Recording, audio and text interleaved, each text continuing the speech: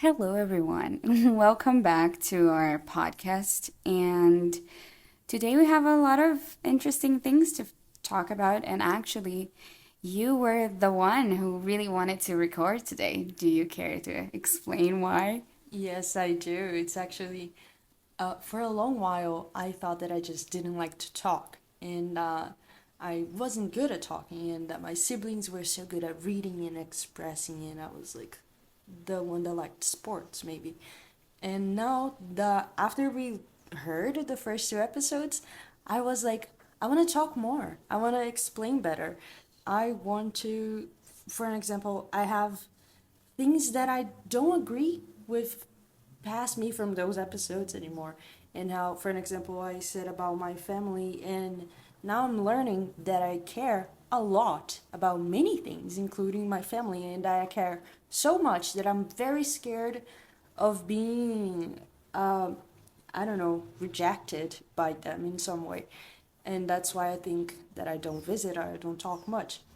And I got that from talking because I spoke and I heard things that I said. It's amazing.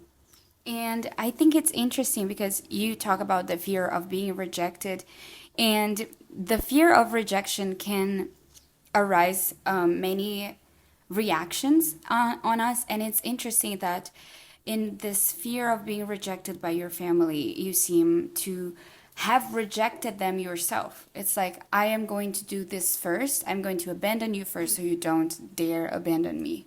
So it doesn't hurt as much.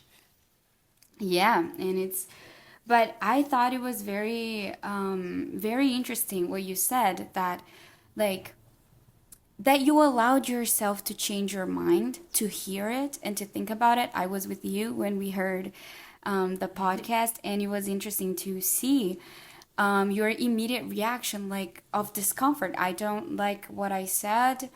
I think I need to think about this. And I think it was very important.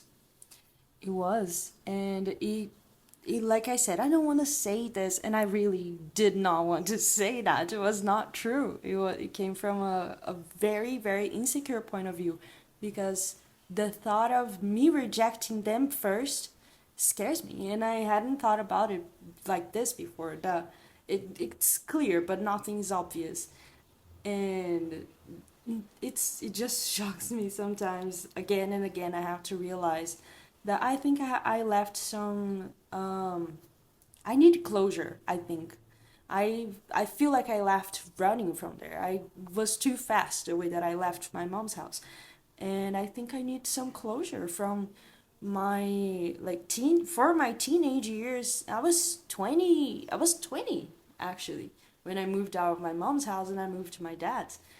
And I was so young. I think I need to go back there actually instead of ignoring it, which is something that we were talking about of the fish truck. Can you explain it?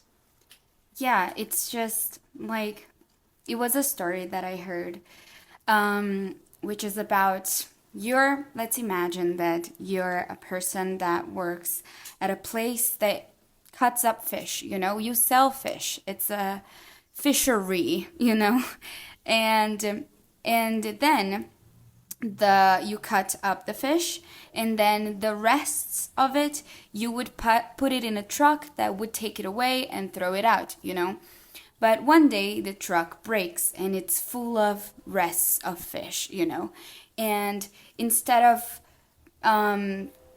thinking about this problem and solving it head on, you get very uncomfortable by the fact that that truck's broken and you don't exactly know how to fix it or want to follow a very, hard step by step on how to fix it. So you just ignore that the truck is there or that it's broken. You don't ignore that it's there because you need it. So you keep throwing trash in it. You keep throwing the rest of fish, and after 2 days, it starts to get rancid, right? You can smell it, but you keep trying to ignore it. And I don't want to think about the rotting fish right beside my restaurant, and things get worse and worse, and you're gonna lose clients because you can't you can't expect people to ignore the problem as much as you are. So people are going to stop coming, and the smell is going to get worse, and the truck is going to get in worse state, because cars aren't made to be stuck in one place for too long. So if you just leave it broken there, it's going to get more and more broken, right, by the time that it passes. So the bill is bigger to fix that, to throw all of that fish away. And, you know, the problem is getting bigger and bigger as you try to ignore it. So, like, it has to start somewhere. You have to one day think about the fish. You know, you have to think about the fish truck. You have to clean it. You have to take the truck to get fixed, and you have to do something. And if you every day take care of that little bit, it never gets too big. But when it gets very big, it's very overwhelming. It's not a fish truck anymore. It's not something that is broken. It's a whole thing. You know, it's now it became your whole life. It became your life's problem when it didn't have to be. I changed a little bit along the way. I feel like it changes with me. The story keeps changing because I keep changing, I guess. In Portuguese, we say, quem conta conto, aumenta ponto. Yeah. Something that we were talking about before reminded me of something that we lived a few days ago, which was yesterday, I think. No, it was not. I don't know. It doesn't really matter for the point of the story.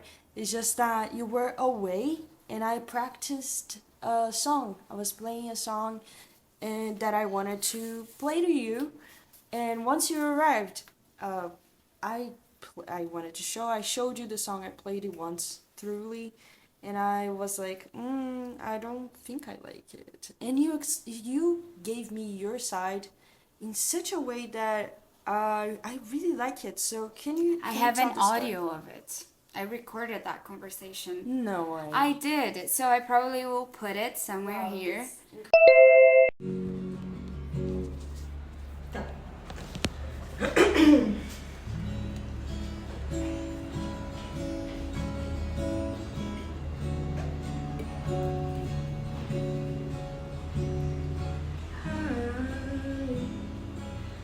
Just woke up from a dream. You and I had to say goodbye. I don't know what it all means. But since I've survived, I realize wherever you go, that's where I follow. Nobody's promised tomorrow. So I will love you every night like it's the last time, like it's the last time. If the world was ending, I would be next to you. If the party was over, I would miss you.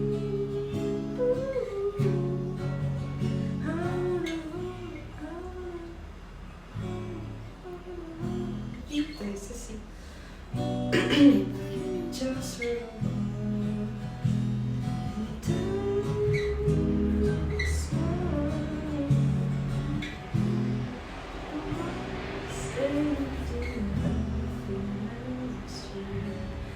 I mean, before you arrived, I was singing very loudly, and I realized that I find it very hard to sing loudly when I'm not alone. Interesting. Why do you think that is? I think very easy. I understand, because this is still a thing that I consciously do. When I sing loud, I am consciously doing it, very consciously. Yes. Because I was also a child that wanted to be a singer, but that was kind of laughed at because of it. So, and that was embarrassed, right? So I would sing escondida. I would hide and sing and practice songs in complete isolation. Yeah. So I understand the feeling of literally having a hard time just because there's people around. I didn't need to be here. If I was in the house, I believe that you would have seen just the fact that I am in the house. And it's like, it comes from this shame, I think. The shame. Alright. Give me a few minutes, buddy. I will. Can I try again? Yes. Yeah, I have an audio of it. I totally forgot that I recorded this conversation. It's on my fichiers, and it's called Lucia Learns Something. And yeah, I have an audio of it. And I also thought it was a really good exchange of culture, I would say, even. It was very interesting, and I really like what you said about like the two sides of a coin, and how like the can I try again thing. And I didn't really think, because I feel so comfortable. I feel so comfortable that it was like, I know that you heard me play this one, just heard me, but can I just make you hear it again once more? And I'm very glad of the way it turned out the second time. And I think it's like, I think it was so important, and I think it was so brave, literally brave, to put yourself out there, allow yourself to get something wrong, or to not be satisfied and still not beat yourself over it. I'm not satisfied. Can I do it again? Like, I not only believe in myself, I know that I can do better. I have done better. This was not my best shot, but I can give you a better one, and I'm not even gonna promise my best one, because who knows, porque você continua melhorando. Quanto mais você tocar essa música, por exemplo, melhor vai ficar. And like, so it was very brave to let yourself be uncomfortable and let yourself solve it in like a way that doesn't diminish who you are. Like, oh, now I am bad at this. No, now I do it again better, And thank you. And now that I have been learning more about self-compassion, and I realized that I was giving a class to a student here on Saturday, and he was like, oh, you're so dumb, and saying his own name, like talking to himself, talking that he's so dumb and he's so not eloquent, and just talking himself down, because I think that that's what he hears at home. And it is a habit. It is a habit to do that to yourself. Also, the same way that worrying so much and pressuring yourself so much, it is also a habit. It's like a pathway that you learned as a child and that you just keep on following, because is the one with less resistance in this case. So like, and now I'm trying to use it as a trigger so I can change my thoughts and be kinder. And like, our brains are constantly looking for familiarity.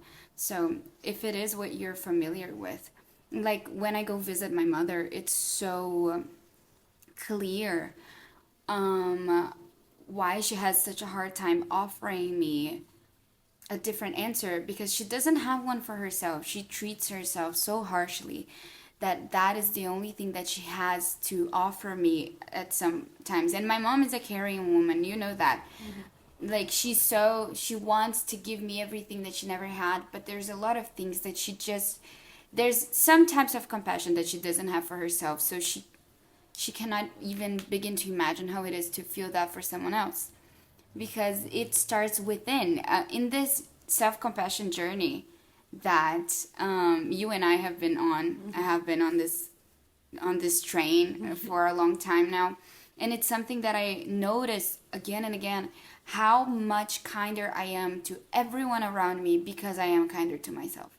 Like, how when you abuse yourself, you are an abuser, period. You are. Oh, am I a bad person? Yes, because you're treating yourself badly. That's not nice. That's not kind. You're treating a person like that. So I'm saying from the perspective of an ex-people pleaser, still in recovery, by the way, still in recovery. But like, you try to be so good to everyone else, and you go above and beyond and over your own limits, and you think that that's gonna make them like you more, but it makes them like you less because you are making, like, you're erroring with them in ways that you don't even understand because you treat yourself in a way that will always splash. It will always splash. You can never be peace and love and acceptance if you're not that within. No, it's very important your own self-talk, and I didn't know that. And also, for an example, when I moved in with my dad, one of his traumas is that he felt like people were always ungrateful towards the things that he used to do to to help them out. And my dad is very caring also. He really likes to help out. So, and it's something that I have with me is that I'm very grateful and I say thank you a lot also. So before going to sleep, as I'm climbing up the stairs, I just turn to my dad and I say thank you for today. I love you. And I would go up the stairs, and one day we were by the fire, and he said that it's healing one of his wounds. That like you being so grateful heals me, and I want to tell you that this is very special to me. And when I moved in here, I also think that things have changed. I have changed so much. I have grown so much. You had, and you have, and you will have so much to teach me, and I learn so much every day. And when you're not here, I can practice them and feel my energy low, then feel my energy high, and literally see that progress is not linear. I think that living together has completely changed the course of my life. And it was probably marked by destiny a long time ago now that I think about it, because what is the probability, you know? And I do feel like you being so thankful also changed the way that, like, how thankful I am. And it's a constant, like I was noticing in my quote unquote diary, how different it is, my diary and like ends, the ends of my texts now, than like 2 3 years ago or more, when my whole life, like, I always end it now with thank you, I love you, to myself, you know, thank you so much, or I thank myself for something specific, thank you for being a part of me, thank you for, you know, and it's always a thankful experience. And it changed even the way that like I think about the things that happen to me that I don't particularly enjoy them happening. And then I am like, well, but I am thankful that I got to learn. I am thankful that I got to pass through this. I'm thankful that I had the tools. You know, there's always something to be thankful for. And this sounds so cheesy and hippie of me, but it's so true. Like, I feel like my brain is forever changed, and it's so weird to feel it like developing. I don't know. It like changing. Beep, beep, beep, beep. And it's literally the frontal lobe finishing Yeah. developing. And I also wanted to talk about the series that we have been watching. Well, you start. Okay. What are we watching? I think we have been watching The Good Place, and I have been really liking it. It's so good that I was talking to ChatGPT and getting stressed over it, and I was like, just explain me like in The Good Place. And like it was so entertaining because it's so well explained and it is so good to watch, and I can see the things that I have been talking to and learning about, like the progress is not linear, quote unquote, and I can see that in the show and how they are flawed and they're trying to be good and ppp, and how they like literally have step backs. And how, like, being good is different for every person, and it does start with being good to yourself, being true to yourself, and I think that's also true in the show. And how, like, life is complicated, and sometimes we don't feel validated in our good efforts, and we're conflicted within ourselves, and you know, nothing is fair, or I'm not getting what I want out of this. But actually I think in the end what we want is our own validation, like our own, yeah, that was that was nice, or wow, I'm impressed with that. It's like literally, for an example, I went back to the gym recently, and it was a thing that I was thinking about for a while, but it's because like I never liked going to the gym, and then I got really sick, and then after I got really sick and I lost so much weight, I decided to become more healthy, so I decided to start going to the gym. And honestly, at first I didn't like it still, but then I started seeing changes not only in my body, but in my whole lifestyle, in my energy levels, in how happy I was living in my body, in, you know, the way that I ate, the way that I existed. It really, really changed, and I really enjoyed it. But like everything in life, I got a little tired, and we were in the middle of a very stressful time, and also my gym membership ended and I had to pay for a new one, but I was jobless, so I decided, nah, I don't need gym anymore. So I stopped going. I still did kind of exercise at home a little bit, but like nothing compared to what I did at the gym, right? And the whole time, I felt a little worried that like I went to the gym for 6 months almost every day besides Sundays, and it really changed my life. And I was like, am I throwing everything away? Am I throwing this away? And and now I started going to the gym again the moment that my body wanted, not 1 minute before. It was the day that I was like, I really want to go today. And then the part of me that gets up said, okay, let's get up. And then I went, and I can clearly see how obviously I am not the same person that went to the gym every day for 6 months, but I'm not starting from zero. I'm not starting from ground level. And like, could I ever, like, zero was in my mom's uterus? If so, because like I've been a little thing in her uterus, um óvulo, since she was a baby herself. So like, there's no ground zero. I've been affected by life my entire existence, and I'm gonna continue being affected by it. And you know what? The thing is, don't stop moving. Like, life is movement. So if you stop, it's just like, just don't stop. And I wasn't stuck anywhere. I was doing other things, and now my body needed this again, and I'm allowing myself to do this again, and I'm allowing myself to realize, wow, so I can have some breaks and come back to the things that I love. Like, it's just I left it on the floor and I picked it up again. That is very interesting, and I feel the same. And not only that, I'm gonna add something that I was thinking about, which is witches. Witches. I hold so much expectation over myself. Like, I didn't need, maybe I had, but in what my brain is processing right now is like, I didn't need anybody to put expectations on me because I did it myself. For an example, and I know that you have too. Like, for example, how pressured you made yourself feel when you were drawing. You had to start and finish a drawing on the same day, and a very big one as to that. And I made it so much hard. I have a bad habit of making things harder than they have to be. And I start complicating them because the planning part gives me a lot of dopamine. And the action, I get stuck on that. I get like fearful either of the good outcome or the bad outcome. It's like we were talking about a few days ago about how we were watching, what is it, Good Girls? Yeah. Good Girls, and it was such a tense moment of the show, so anxiety driving, and I paused and I was like, I can't finish watching this today. This is too anxiety driven, and I went to sleep anxious. And the other day when we picked it up to watch it again, it was just like 2 seconds left.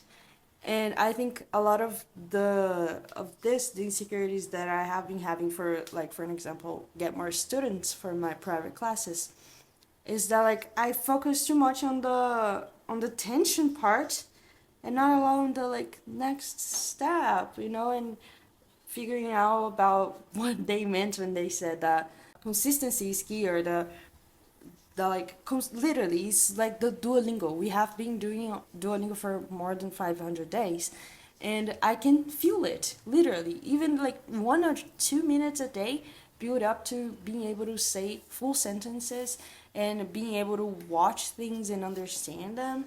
Like literally, this was a breakthrough in my head. A breakthrough.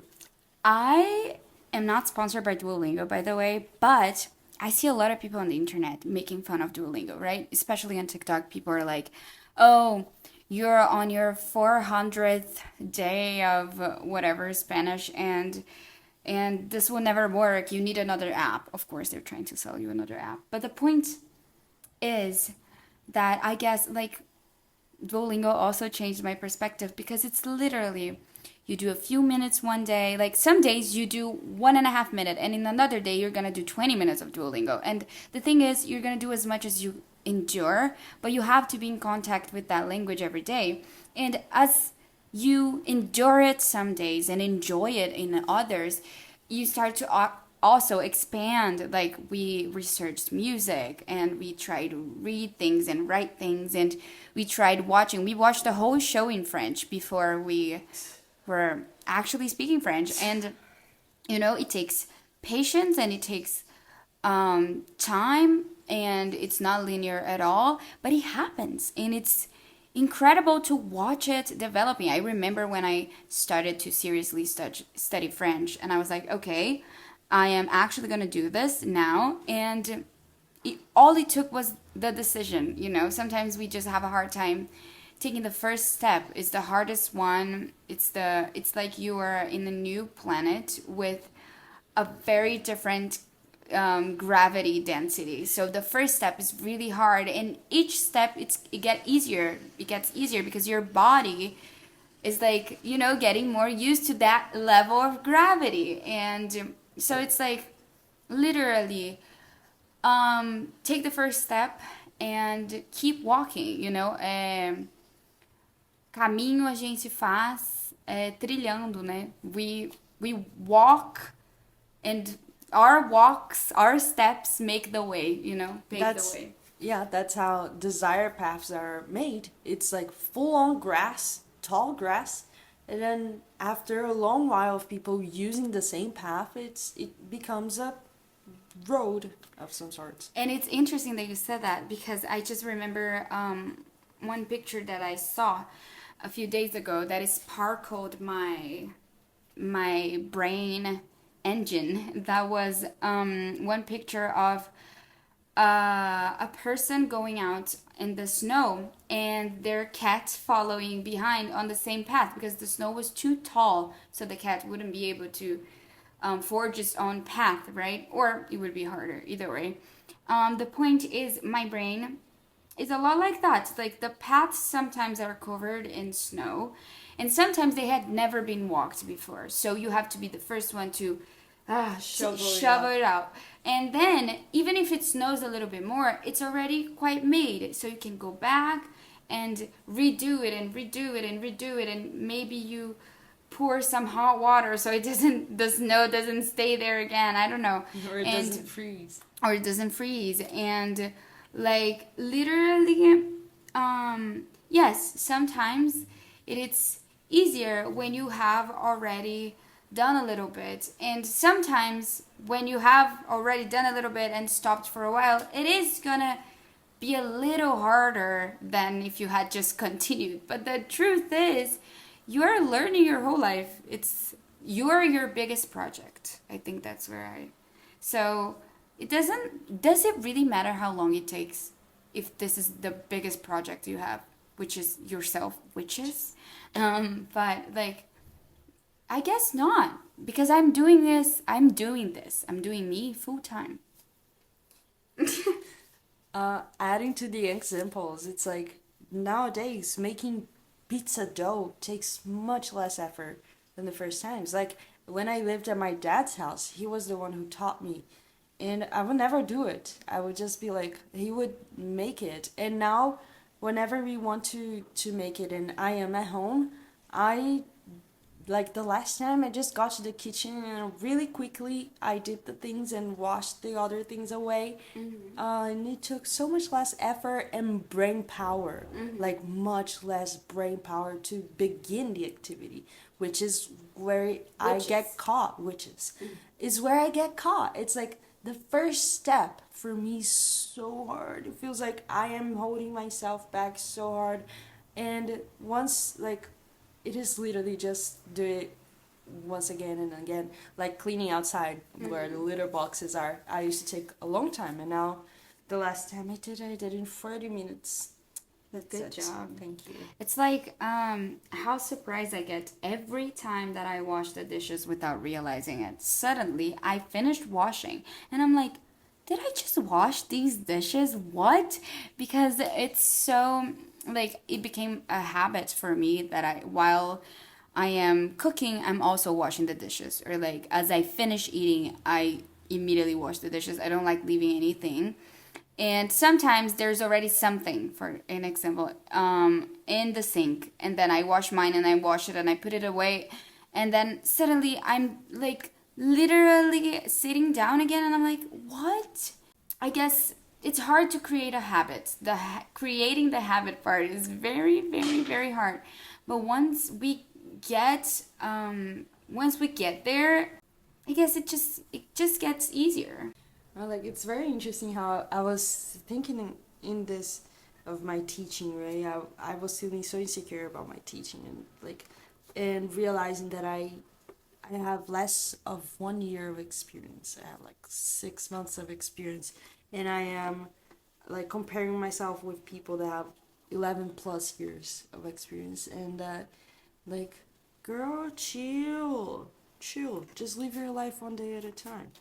Not only is not a fair comparison because of the years, but it's never a fair comparison because you're different people and you have not only different needs but different methods and just different ways to be, different backstories. You're different. So, like, it's like I saw a few days ago a tattoo artist saying that when she started, she would follow this other tattoo artist that was really good, and it was like anytime that she saw her tattoos in the wild, she would know that it was hers. And if it was a copy of the tattoo of that artist, she would also know.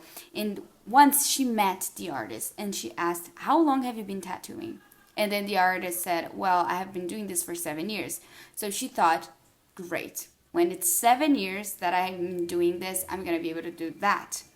And well, 7 years passed, as they do. And she felt like a failure because she didn't feel like she had a proper style. She didn't feel like she had a lot of clients. She still had like a small clientele for having working for 7 years. She felt like very behind in comparison to that artist. And she's like, it's not the same, but it's not the same because she is not the same person. And they share little to nothing in this big world, and now she's tattooing for 11 years, I think, and she said that she's very glad with her work, that her work got to a point that she didn't imagine. It's nothing like the other artists, but it's a lot like her. So no, that's really good. It's also how we were seeing things from high school and how I can recognize your traces, but they have gotten so much better, so much better. Or also, like, I was learning a song a few days ago, and I learned it on guitar, and then I thought, wow, we're gonna learn it on the piano, and I started to learn it, and I memorized everything, and I thought, like, oh, but these notes they have, like, you have to use 4 fingers, and they're so big. And then I added thing on top of thing that I have learned since I started. Like, oh, I have learned one time that I can do octaves as a bass. And then I added that. But when I learned this, that I can use this as a bass, I was struggling so hard and I was judging myself so much, and it was so useful for me right now. Mm-hmm. And it was so unfair with me back then. I needed her to happen for me to be here right now. Yeah, I needed her to happen. Like, more and more, I am developing such a relationship of care with my past self, and all of the choices that she made, even the ones that I don't agree with today, I couldn't have not agreed I couldn't have come to these conclusions if she didn't exist. And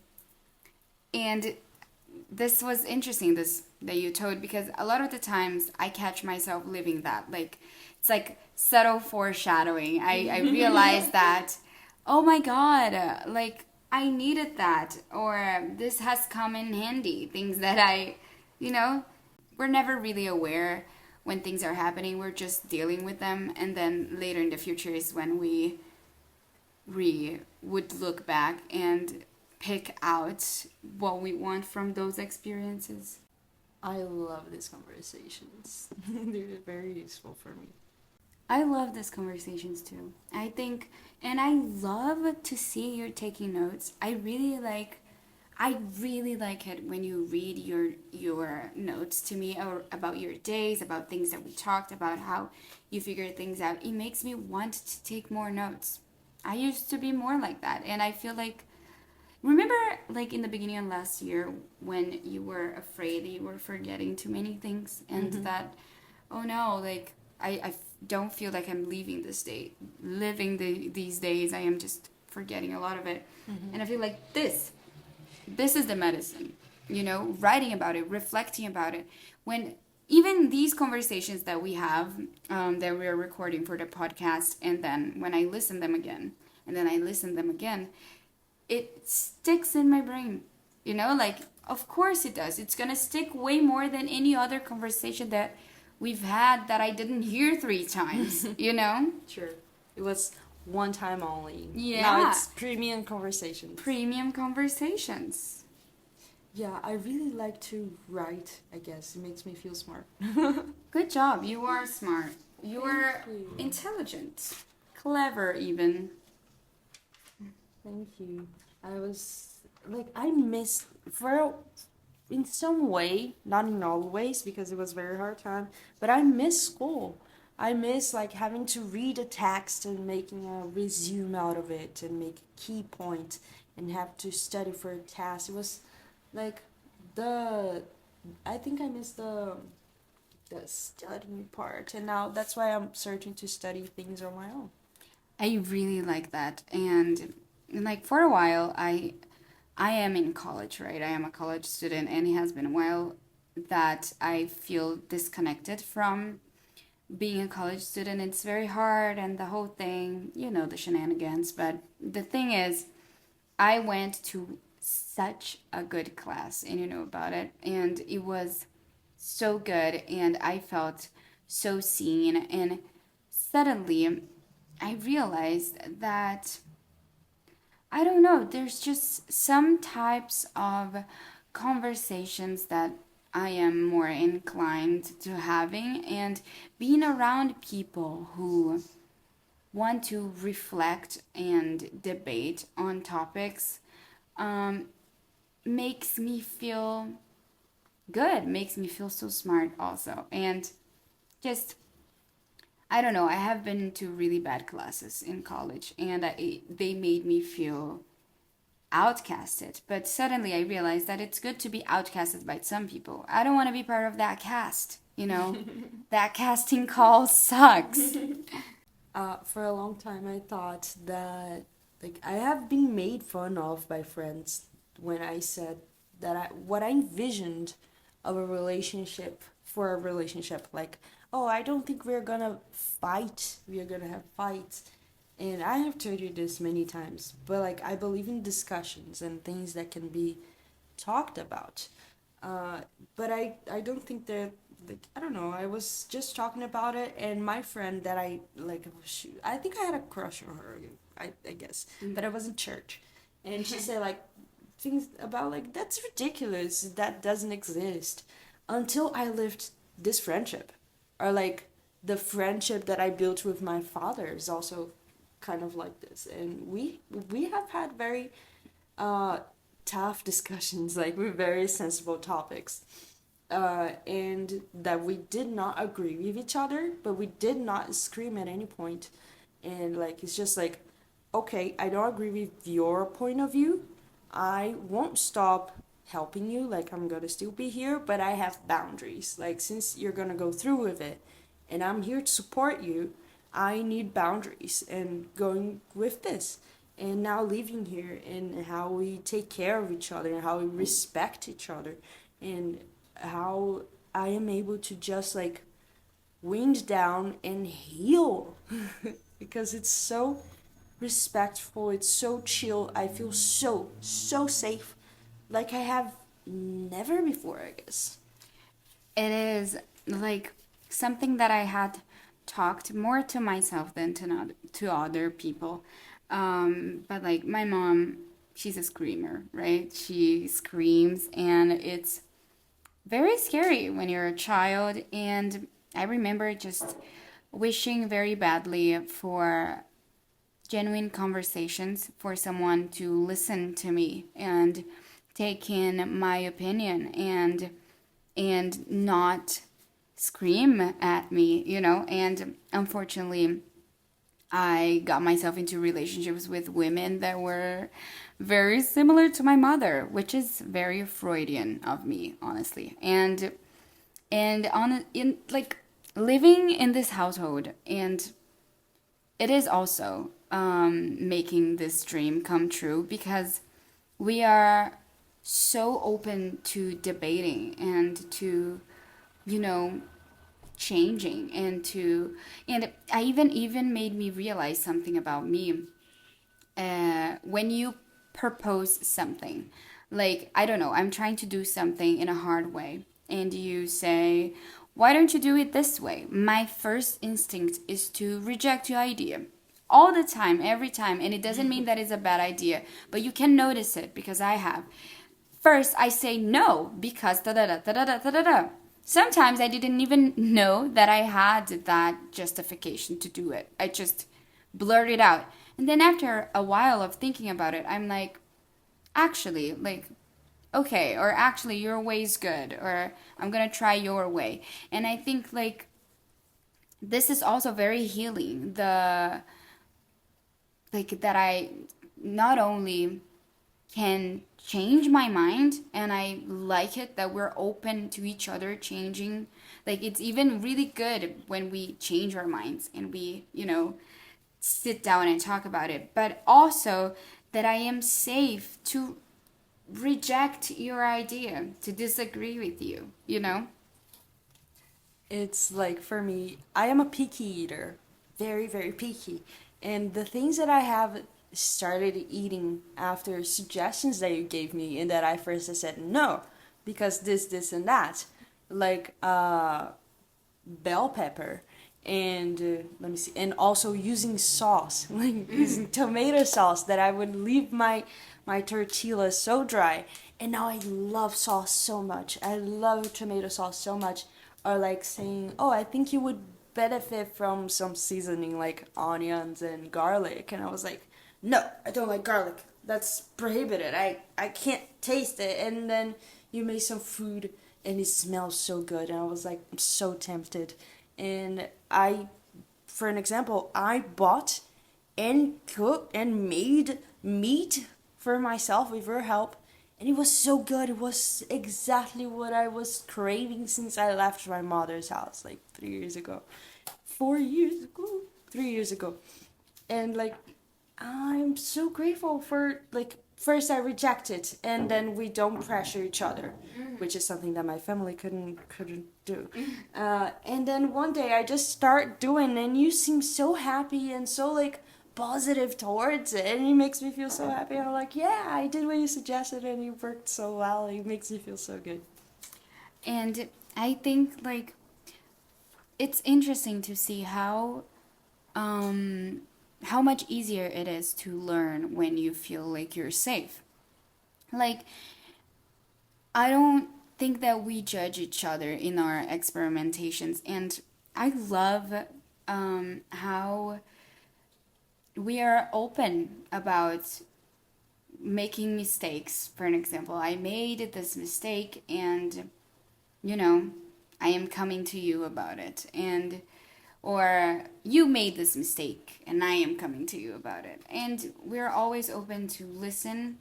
And even if we do feel like it is very human to want to defend yourself, but I think after so much safety. After living in safety, even if our first instinct is, wait, let me defend myself, soon we realize that we don't need to because we're not being attacked. Yeah, that there is a point to be made and that you're not. It's just wow, because in the first times that it happened, that we talked about things in alignment, really, and I was like, no, please, please, please, let me talk. And then one time we were having a very big conversation about a topic, the and you just said, please let me finish, and then you can say your things.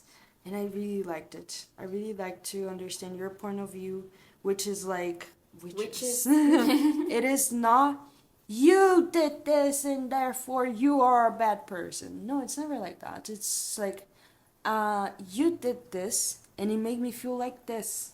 What can we do about it? It's like, literally not attacking me, like just saying I feel. And what happens in this household is the opposite of gaslighting. Like, oh, but it's who I am. And like PvP, it's just like, oh, you feel like this?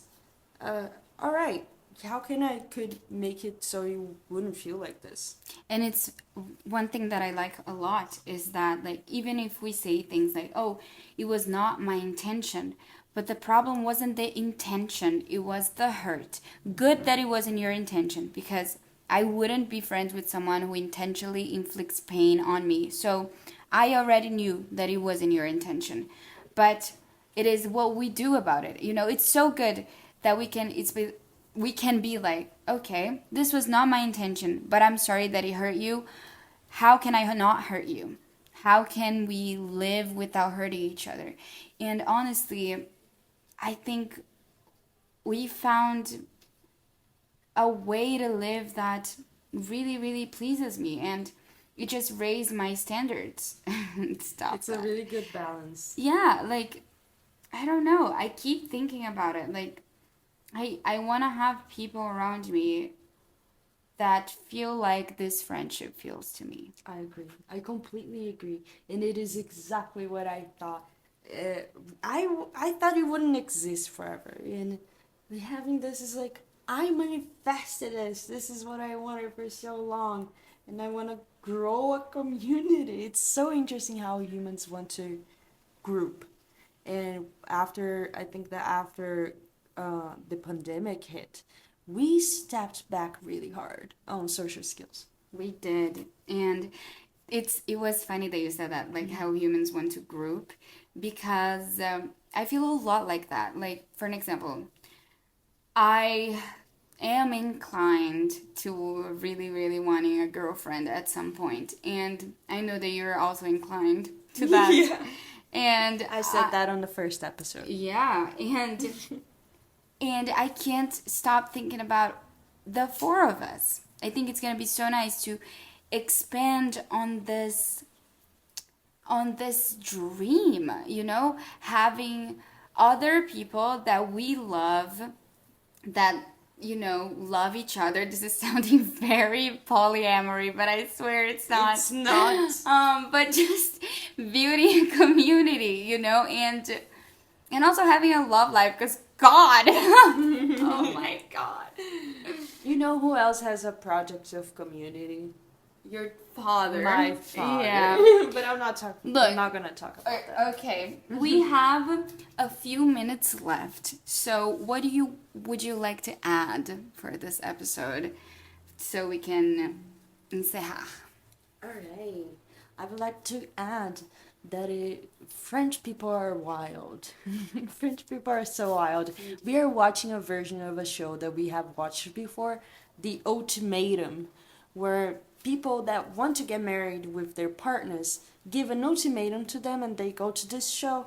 And it is so absurd. Like, I'm gonna say it through the point of view of someone who watched just a few episodes and doesn't understand really about it. But, like, you get there with your partner, one wants to get married and the other doesn't, and then they have to exchange couples and, like, live with somebody else's girlfriend or boyfriend for 3 weeks. And like, that's a relationship destroyer. But like, we watched a lesbian version of it, American, I think. And now I am not watching, but I'm like acompanhando by far. The French version is wild. It is so wild.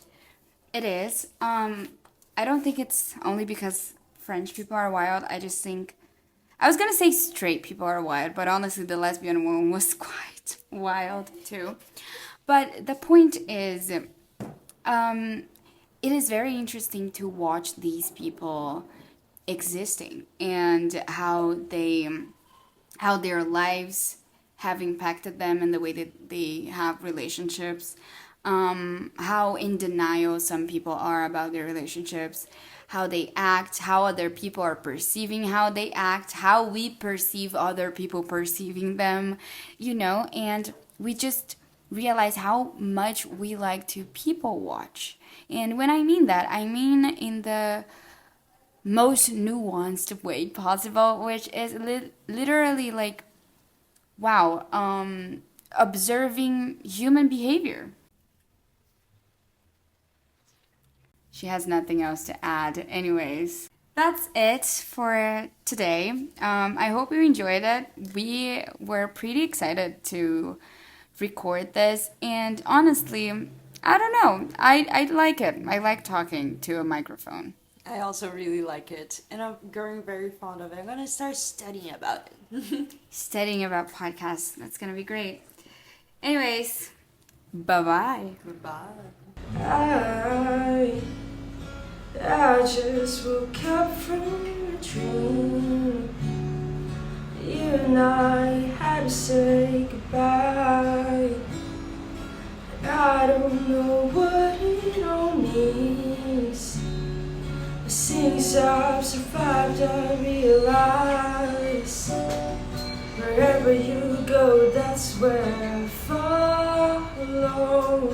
Nobody's promised tomorrow, so I'ma love you every night like it's the last time, like it's the last time. If the world was ending, I wanna be next to you. If this party was over and our time on earth was through, I wanna hold you just for a while, and I live and smile if this world was ending.